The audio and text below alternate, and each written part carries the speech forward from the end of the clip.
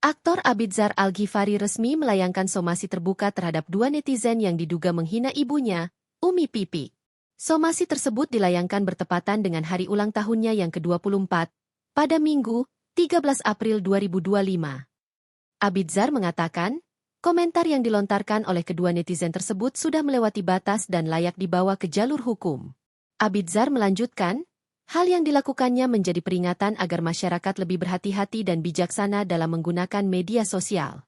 Menambahkan pernyataan Abidzar, kuasa hukum Abidzar, Randy Anggara Putra menyebutkan dua netizen yang disomasi tersebut yakni pemilik akun Sound of Yogi dan pemilik akun Franco Is Sigit. Randy menjelaskan bahwa pemilik akun Sound of Yogi memberikan komentar bernada penghinaan terhadap Umi Pipik di akun X yang mengomentari podcast yang membahas alasan Abidzar tidak melanjutkan pendidikan SMA. Selain itu, akun Franco Is Sigit juga disebut memberikan komentar kasar melalui Twitter. Namun, Randy memilih untuk tidak mengungkapkan isi komentar tersebut karena bahasanya yang sangat tidak pantas.